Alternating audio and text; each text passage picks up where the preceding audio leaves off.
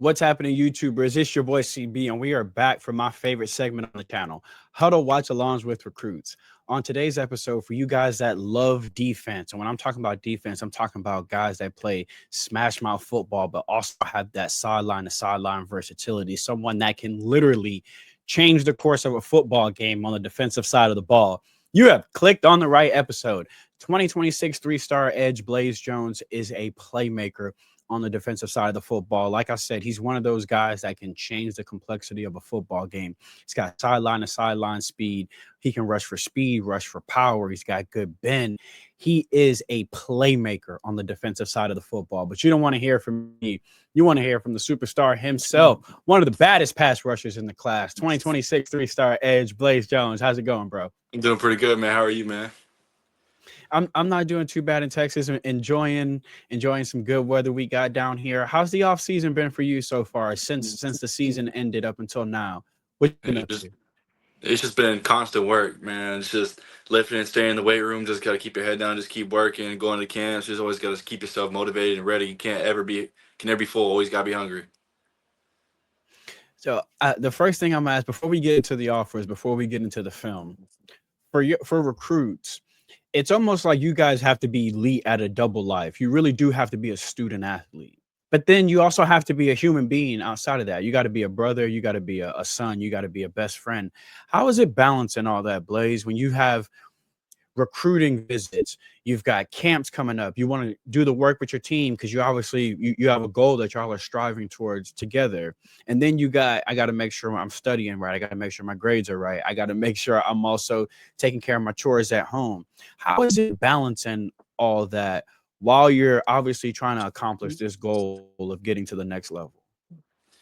It is a struggle, but I feel like over time you just get really used to it. Cause like when I first started, yeah, it was really hard because I'm trying to figure out what class I need to take over summer, and then I got like 14 different camps I need to go to. I got all these invite camps I'm going to. It's just it was hard, but then I feel like the more you get into it, like you realize more that it's not as stressful as you thought it could be, and because you honestly don't go to as many camps when you start getting like when you get older and older. Like this year, I'm honestly sticking to more prospect camps, like college camps or invite only. Like I feel like you're just learning, like this, you're just learning how to just go step by step. I just feel like also that when it comes to like school and everything, you just gotta be a student athlete, student first, because you can never your talent can only take you so far, but your academics can take you further than you think you can.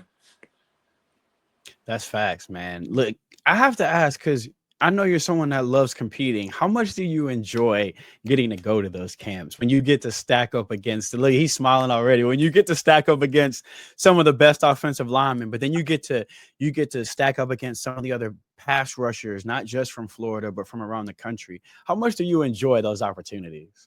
Oh, I love it, bro. I'm a big trash talking as anybody on my team. When it comes to like 5-on-5 and stuff like that, bro, I just talk trash no matter what. Like last year, I got into a few fights just because I'm like in the kids' faces talking and they don't like it. I don't ever mean the stuff I say. I'm just so competitive when it comes to stuff like that. Like there'll be someone like sometimes just like at camps, like those prospect camps, I can hit a move, and then you got these four stars over here asking, "Oh, how do you hit that?" It's just I'm not trying to like belittle nobody. I'm just trying to like share my knowledge with them to help them succeed too. Where does that competitive fire come from? Have you always been like that? Like when you were 5, if we was racing to the fridge, were you if I got in your way, were you knocking me over on the way to the fridge? Oh Were you yeah, always oh just yeah. competitive? Oh, he said, yo, what you mean? I I was just grew knocking you over if you weren't in my way, fam. What are you talking about? This is a race. I just grew up in like a competitive household. My dad played. He played in high school, two-time defensive player of the year. You know my cousin Marco, always going at it with each other, man. Before he grew, we were like the same height, just going at it back and forth. Hey, I bet he never told you I dunked on him though. What? Yeah, All you need right, to tell him that Marco. too. I got to hear this story because He, we talking about Texas A&M star true freshman pass rusher and outfielder, y'all. We ain't talking about just anybody. So we got to hear this story. bro, he'll never tell you the truth though. I bet he'll never say it. All right, Marco. Ball's in your court now. We got to hear this. How cool was it to get to see his journey from a guy that's also a pass rusher as well. How much did you learn from getting to watch how Marco handled his recruiting and how he handled his process? It was actually like it was like just insane to watch to go from him being like we were about the same size when we were growing up. He was always a year older, so he was like we were just like brothers basically. Always we were always close to each other and everything. He just like just seeing him just like grow. It was just like it was just amazing to watch. He would teach me some things. We still text, and he teaches me a lot of things still. But like 5-on-5 tournaments, he'll ask my help for some things, like for some moves. He wants to like perfect. He'll be like, "Hey, do I do it like this or do it like this?" And you just got to point him in the right direction. That's got to be dope just to have that someone you could bounce off of ideas like that back and forth. Just be like, all right, look, I'm trying to hit the spin, but it ain't work because you don't because you're trying to hit it like it, I've played him. I've played him. Go up the field first, and then I like that y'all can bounce that back off each other. And as he got you too, he's got someone that he knows he can be vulnerable with to ask that question. Because you need that sometimes. You do need somebody that's been in the same shoes you've been in. He's had to schedule 14 visits while he's trying to schedule his camp. So I like that on those dark days or on those days that y'all are stressed, you got somebody you can actually relate to. And just like him, one of the fastest rising recruits, because every time I get on my timeline, I see something new nowadays. So let's get into some of these because you're a busy young man this offseason. Recently at ECU, got the offer from the Pirates as well. What was that visit like? And talk to me about what that day was like when you got that offer. Man, it was like incredible. Like I didn't even think it was like I like had a feeling, but I didn't think it was actually gonna happen because before that, my recruitment was like slowing down a bit. You know, it's just like mindset that a lot of athletes get. They see all these people they know they better than get all these offers. It's just because sometimes you just don't meet the height requirements. Like like when I was growing up, I never thought I was gonna play edge. I always wanted to play like D line, hand the dirt, DN. That's what I was. That was my specialty. And then when I actually woke up to the realization that I'm not 6'4", 6'5". I ain't that ideal they looking for. I'm 6'2". I'm fast and I can rush that edge, and that's what they like to see. So I got pointed in the right direction by my trainer, coach Tank Jones. He helped me, man. Helped me transition to linebacker. Also, my dog, my linebacker coach, get connected. He always got me right. Keem, he be getting me right all the time. What was it about linebacker that started feeling like home when you did move to the outside? Because when we get into this film, I'm telling y'all, it don't look like someone that is new to a position. It looks like something you've been playing since Pee Wee. So what was it about linebacker that when you did start standing up and coming off the edge that started to feel like home for you? At first, honestly, I was nervous, man. When we first when we first for our first game when we played Lipscomb, I was nervous. You can ask anybody. We had some linebacker on our team, Aiden Hall. He just went up to UTSA. I was like terrified. I was like asking questions. I'm like, do I do this? Do I do? How do I fit this gap? He's like, bruh.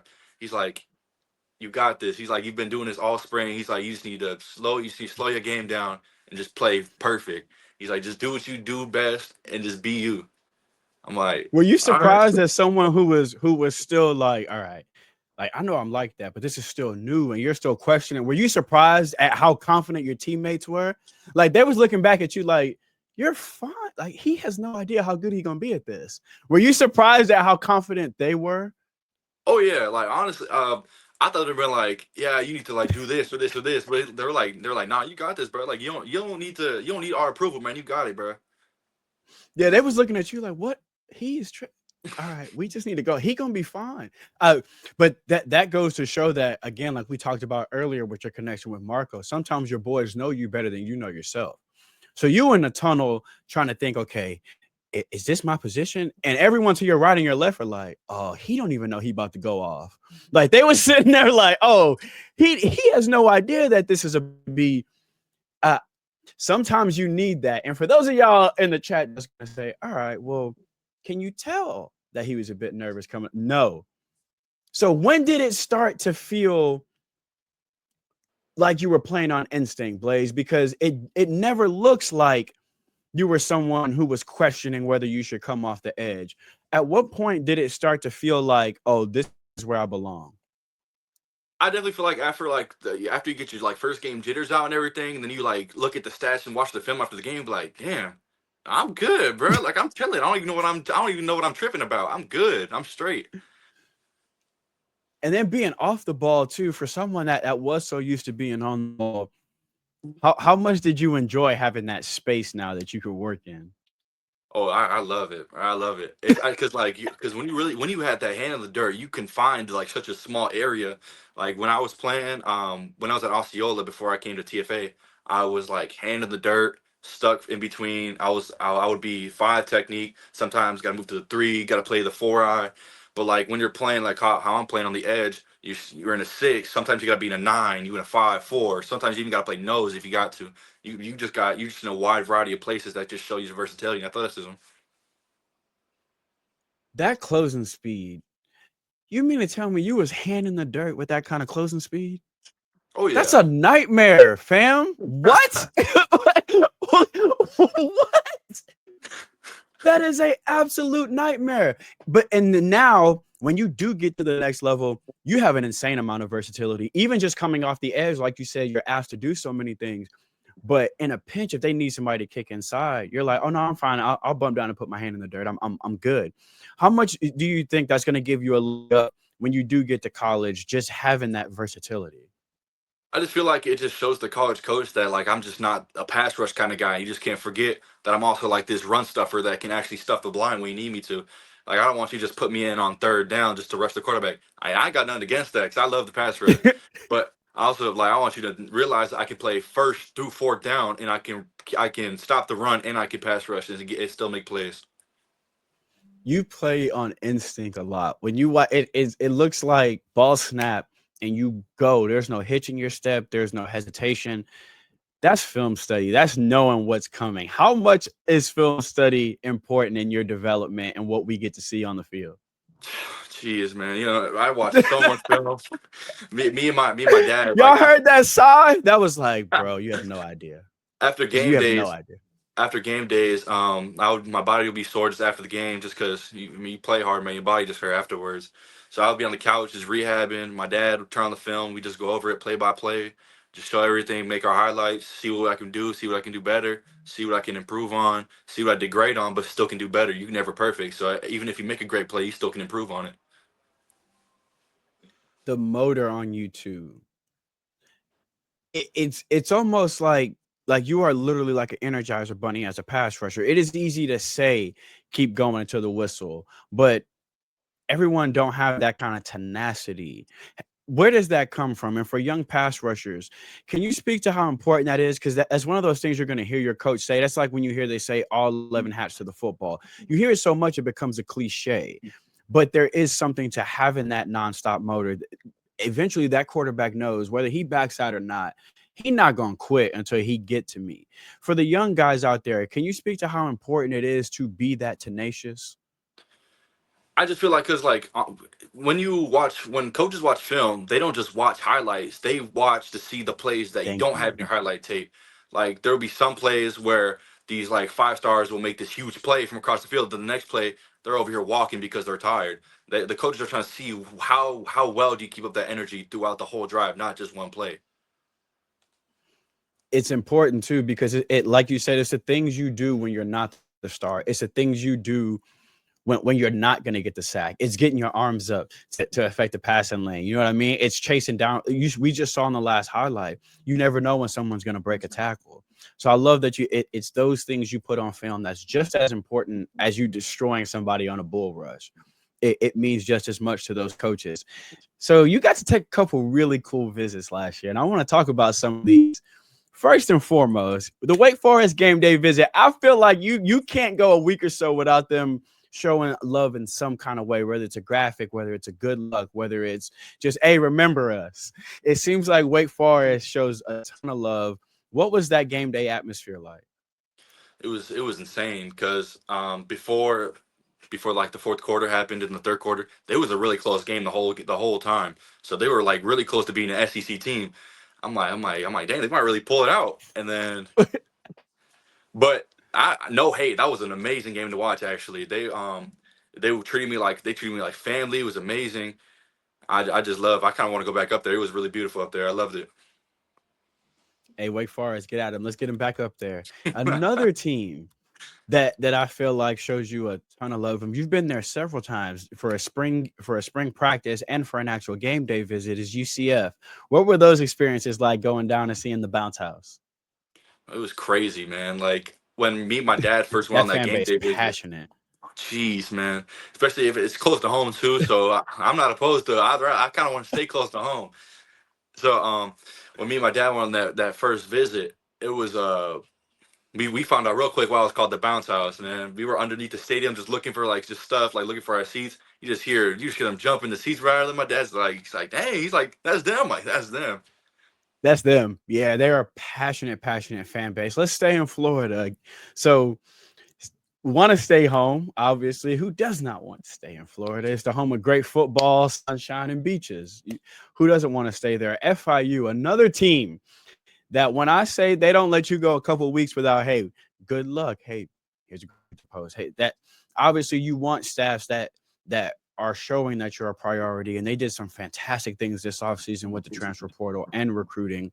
You've been down there obviously for a visit and have the offer from them. What's that relationship like with FIU? And what's that campus like when you go there to visit? It was really nice. I definitely like. I love the Miami area. I just feel like I'm not that kind of person like want to go out and party all the time, but I love that atmosphere out there, man. I don't like honestly, I don't like teams that have humongous stadiums and can't pack out their stadium. Like I love it when like a team like FIU That where close they don't have atmosphere. yeah, like it's not humongous, but they can definitely pack out their stands. And I just love like a great like fan environment. The atmosphere is definitely something that will contribute to me committing. And then let's stay in Florida because you also got to see one of the best atmospheres in college football in the SEC, not just in the state of Florida. What was that Florida game day visit like, Blaze? What was that experience like? That game was crazy. I mean, I was with my teammates on that game, and as soon as I saw the clock start going down, they were up. My friend looked at me. He's like, "Are we gonna storm the field?" Man, as soon as he said that, man, they sent the whole like military down there to like stop everybody from trying to storm that field. I would have stormed the field too. That game was They crazy. know. They know They that knew atmosphere is ridiculous. They know. They they on knew what they, standby. They're like, the temperature of this looks like they're about to storm the field. Let's go ahead. Let's go ahead and prevent this.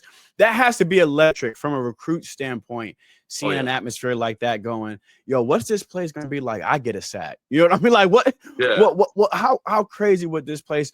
What are some of the things you like to look for when you are going on, whether it's a game day visit or a spring visit? What are some of the things you like to look for in a school?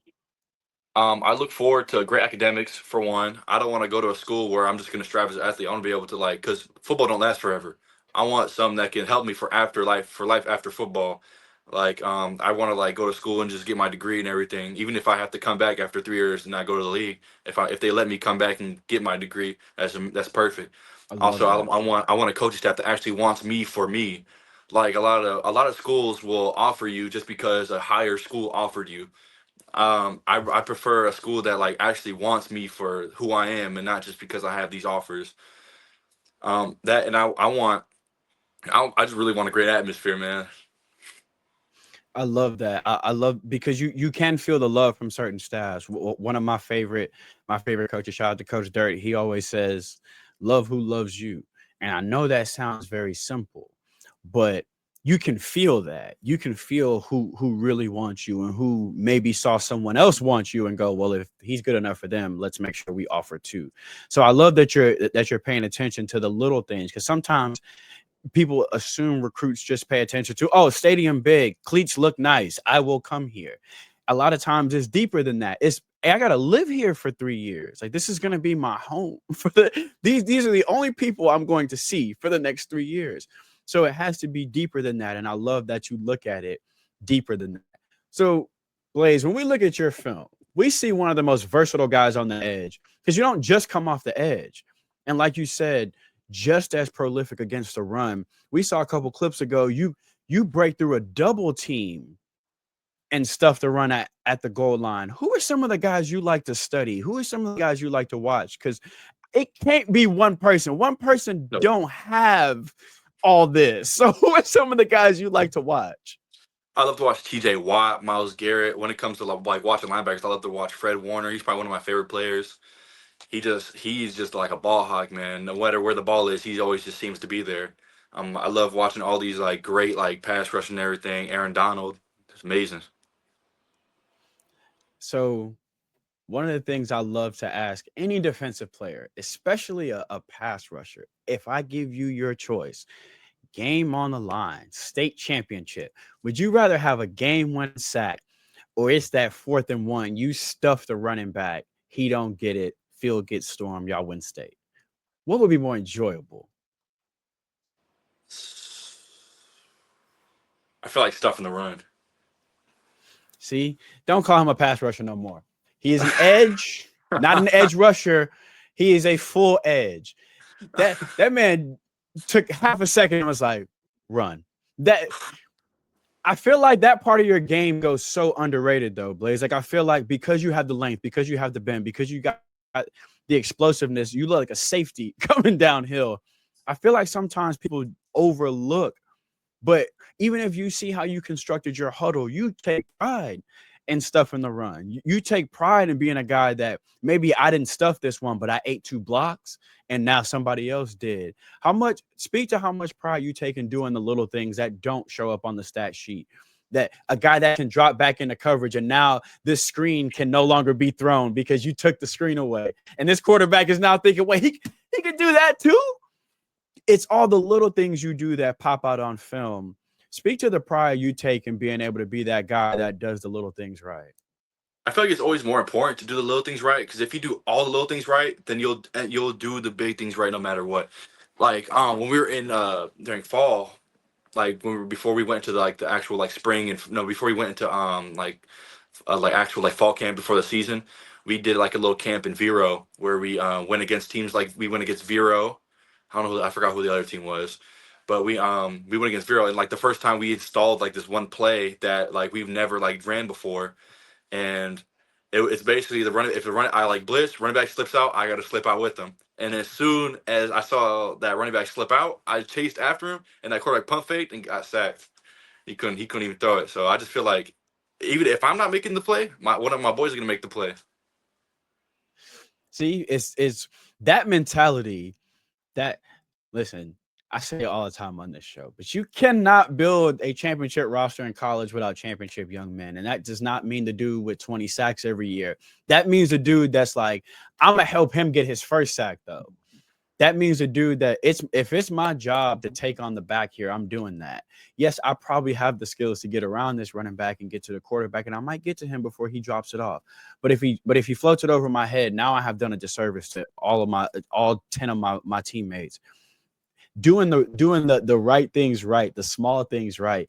That's what makes a championship player. You lit up telling that story the same way you did. We talked about sacks, and that story ended in nothing on the stat sheet for you. But you told that story with just as much happiness as you did when we talked about your offers. So I gotta ask, as a guy who is a leader on this team, go ahead and give a shout out to some of the guys on defense you're gonna be balling with next year. Ooh, Kingston Shaw, my boy, he just came from Apopka. You got my dog, JP Furtado, Alex Willis. You got all my D linemen. You got shot them boys out first. CJ McCoy. You know what? I'm gonna shout my offensive boys too. Reed Ramsire, Landon Let's Holly, go. quarterback that just transferred in. You got my dog Gerard Garrity, Chance Barclay, Sean Kentish, all them dogs. Let's go. All right. So I gotta ask, what's the goal for next year? What's Blaze Jones's goal for next season? Oh, states. That's my goal. Let's States. go. I knew I should see team first, dudes. You gotta. He looked no buds. That's a personal question, Blaze. This is. I was like, "What's your goal?" He was like, "Team." What? I don't team. All right. States. Do you have a sack goal for next year? Like, is there a number that you want? By the way, that's why the offer sheet is what it is, because you didn't hesitate when I asked you that. You did not. I asked you a personal question. I said, "What's your personal goal?" He's like, "Team first." Like, that's why the offers are what they are. But do you have a sack goal for this year? I always want to get more than what I did the year before because my freshman year played varsity as a freshman on a top 10 team in Florida. I didn't get sacks that year, but then sophomore year didn't start. I was all district, got 6 sacks and I didn't even start. Then this year started on a great team, went 10-1 by the way. Only didn't lose to a single team in the state of Florida. I want you to know that. Only team we lost to is Ray Boone Gap. We lost by a Turn touchdown. up. Right. We would have went to states and we would have beat them. Watching that Chaminade game was terrible, man. Knowing that could have been us. No, we could have held that trophy up at the end. That was Oh, there's terrible. a fire in him. You can hear it. You can hear it. You can hear the fire. So that's why y'all been thinking about that all off season. Oh That's yeah. why his answer was that singular goal, having that, and when you have your leaders, when you have the guys in the locker room that everyone's turning to in pressure situations, and they got that kind of focus, bro. It is February. And on his mind right now, when I asked, I said, Blaze, what is your solo goal for next year? State instantly. That means the second this season ended, y'all clearly came together and was like, all right, next year. And Oh, and yeah. that clearly is put into practice before. So for those of y'all in the chat, before this, I even asked, I said, hey, how's your off season going? He was like, work. He was like, do you finally have a day off? He was like, yeah, but tomorrow it's back to we max. Like that kind of work ethic, that kind of drive. I see now. I understand the fire now. Because at first I even told him, I said, y'all don't have no time off. But I see when you have a goal, have you always been that way? Well, when you have your mind set on something, it's like, look, it's tunnel vision. I'm gonna keep the main thing, and I will make sure I accomplish this. But yeah, I feel like if I have like a certain goal in mind, I feel like that's my responsibility to like complete that goal. And if I complete my goal, I want to help other people accomplish their goals that they want to achieve. That's powerful because sometimes you don't realize how as your star rises, it's shining on others as well. Liberty is coming to see Blaze Jones, and now they see somebody else and go, "Well, man, let's offer him too." You know, Georgia State says, "Man, I need to offer 18," but then they're watching your film, like, "Well, his defensive tackle nice too. Let me go ahead and offer him." So you don't even realize that as your star shines, it's helping everyone else. That there goes that team first mentality again. Is when he did say something about himself, it was like, I hope I do well so other people can get noticed as well. Blaze, that's special because everyone's not built like that. I know for you, it's probably normal. So you need people to tell you that's not necessarily normal, but that's what makes you special. That's what makes you a leader. So I gotta ask on these rough days, because you got a work ethic that's second to none. You're gonna lift, you're gonna study, you're gonna watch film, and there's gonna be some days where you're gonna be sore the next day, bro. And you gotta keep going. What's that why that keeps Blaze Jones moving on those days when his body tells him it can't? I just feel like got too much to lose if I just don't like continuously and push. I like my family. They're betting on me, like giving me everything I need to succeed. I made a promise to my brother that since he didn't make it to where he wanted to be, I said I'll make it for him just so we can feel that Love that. together. Because like even on every like game day visit, I always try to take him with me because he never got to experience it how I experienced it. So I always try to just take him with me because he went NAIA. He was number one. He led Osceola County in receiving yards his senior year. No schools really called, so he took an NAIA offer. So like whenever I have all these D1 schools, I never like brag to them and like claim that, oh yeah, see, I went D1, you didn't. I don't like that. I hate when people like try to flex their offers on people and all that. It happened one time actually when we were on a 5-on-5 tournament. My dog Reed, before he blew up to what he is now, some kid like started flexing on him. He's like, hey, I got this and this. He's like, what you got? And then, but we all just like a brotherhood when it comes to stuff like that. Cause we had Jake Krell, he stepped up and was like, hey, I got Bama, I got 50 offers, I got a GLD because I won destroying pass rush tournament. What do you have compared to what I got? You always got to pick on someone that don't got none. How would you pick on someone that's the same caliber as you? But I'm better than you, so I know that. It's That's a lesson to learn. There's always somebody with somebody else. There's always somebody with something else. There's always a bigger fish. Yeah. Always. However, the we still gotta lace them up. Like whatever, however, whatever offers you have, whatever. But at some point, you gotta buckle your chin strap, bro. And we gotta line it up. That's why I like in that moment. Jake was like, so what? What does it matter? I got more than you. And what that don't that don't make me no better than you neither. You got to line up against us. Regardless, none of those offers are going to save you on Friday. Yeah, So offers don't scare me at all. Offers don't scare me at all. and Every I like week. that you've seen both of it. You've seen both sides of it. Oh yeah. You've seen Marco, and you've seen your brother who was someone who got overlooked. So you know better than most that everyone who like that don't always get a chance to show it. Yeah. Sometimes guys slip through the cracks. So somebody flashing that in your face, you know well enough to know, yeah, but there's probably somebody unranked right now that could come out here and give us the business. And we don't even know Oh who he yeah. is. Yeah. There's definitely a lot of people like that. You see it a lot when you do like 5-on-5s or when you go to camps, because there's like a lot of like teams that they come in with like no name people that have no offers, no stars. Well, they probably got like one offer from like a D2 or like a FCS type of school, and then they come out and they ball out and they beat your best lineman who has like Alabama or Georgia or something like that, and then just because they beat somebody like that, they become his top prospect. You did it before you was ranked. Don't tell me you went out there and was like, well, I ain't blessing nobody today. I didn't get my 20. No, you was out there blessing people, and they had to turn around and be like, who is that? So you know well enough to know, because as someone who, all right, at first, now I'm new to it, so they're not recruiting me yet. You went out there and saw a 5-star and absolutely destroyed him. So you know what? Again, you've seen it. You've seen it from one offer to now. You're the 3-star edge Blaze. So now when you go out there, they like, oh, Blaze, that he was tearing us up last tournament. But you were that guy too, that a 4-star lined up in front of and thought it was going to be a cakewalk. So I gotta let you know where you can follow Blaze. Blaze, let them know where your Instagram and your Twitter is, so that this year they can keep up with you. Because whether it's a school I name, whether it's West Virginia, who does not let it go a week without a graphic as well, whether it's any other school in Florida or outside of Florida, we're all hoping we land you on our squad. So let them know where they can follow you on Instagram and Twitter so that they can keep up with you. Instagram _407 Blaze. Follow me up there. Twitter Blaze Jones 13. Don't sleep on the Twitter either, man. I'm growing in both right now. Trying to keep it going.